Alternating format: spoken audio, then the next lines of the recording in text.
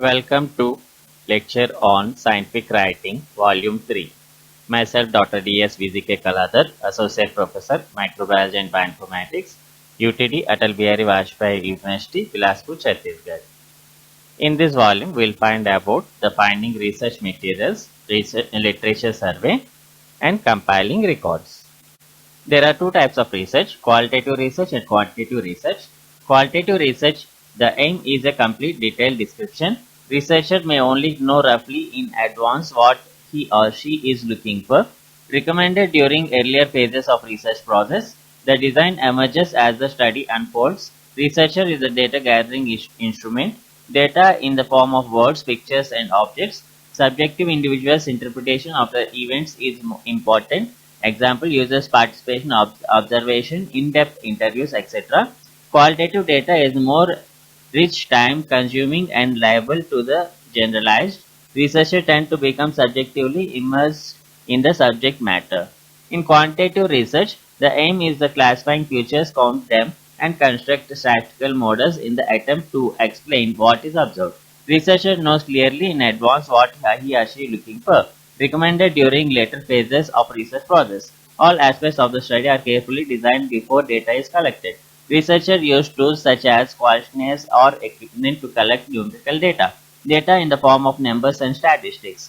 Objective seeks precise measurements and analysis of the target concepts, example using surveys and questionnaires, etc. Quantitative data is more efficient, able to test hypotheses but not miss contextual detail. Researchers tend to remain objectively separated from the subject matter. Finding research materials or literature survey. All projects involve the use of research materials. The concepts like publish or perish, that means every researcher has to publish, otherwise he will not get any opportunities. Publish literature on a particular subject or aspect set down the foundation for advanced research works, project formulations, report or paper writing. A thorough literature review aids to evaluate extent of the prior work and the relevance of the research question intended to be answered. Literature helps to locate and position your research. It further helps to find the existing gap in the knowledge which your research could fill in. Without a good literature survey, researcher will not be able to identify the gap, and hence there is no point doing the research without having to fill in the gap in the knowledge. Finding of the research materials or literature survey can be identified by several techniques. The technique 1. Surveys. Surveys involve collecting information usually from fairly large group of people by means of questionnaires, but other techniques such as interviews or telephoning may be used. There are different types of survey. The most straightforward type is one-shot survey. Is administered to a sample of people at a set point in a time.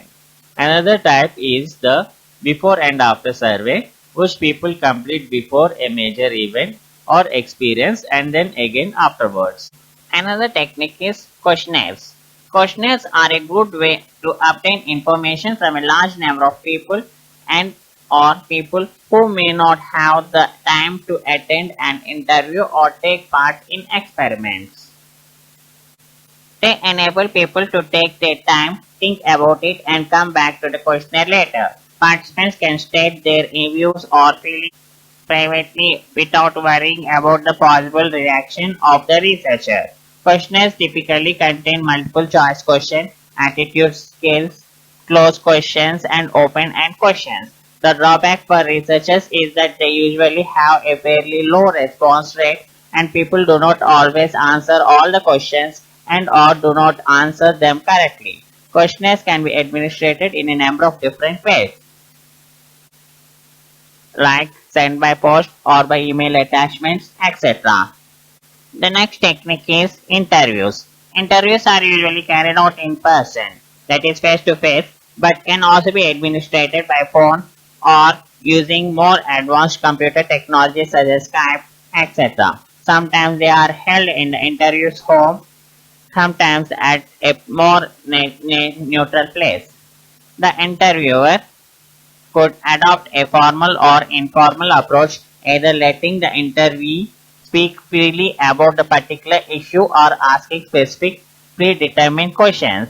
This will be decided in advance and depend on the approach used by the researcher. When conducting the interview, the researcher might have a checklist or a form of record answers. This might even take the form of questionnaires.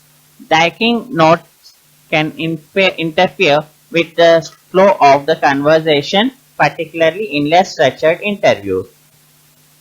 The next technique is case studies. Case studies usually involve the detailed study of a particular case. Various methods of data collection and analysis are used, but they typically include observation and interviews and may involve consulting other people and personal or public records. The researcher may be interested in a particular phenomenon, example copying with the diagnosis or a move into residential care, and select one or more individuals in the respective situation on whom to base their case study or studies. Case studies have a very narrow focus which results in detailed descriptive data which is unique to the cases studied. Nevertheless, it can be useful in clinical settings and may even challenge existing theories and practices in other domains. The next technique is participant and non-participant observation.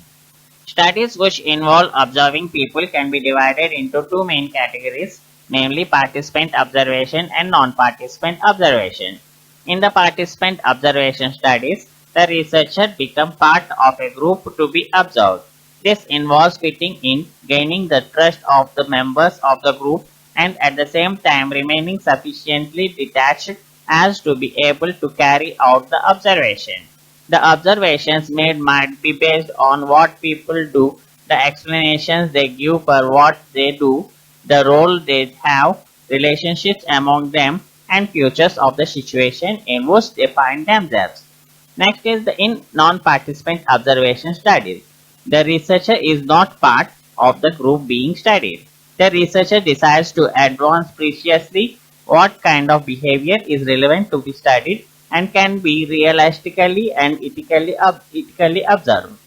The observation can be carried out in a few different ways. For example, it could be continuous over a set of period of time. Example 1 hour, or regularly for short period of time, for 60 seconds every so often, or a random basis. The next technique is observational trials. Observational trials study health issues in large groups of people but in natural settings.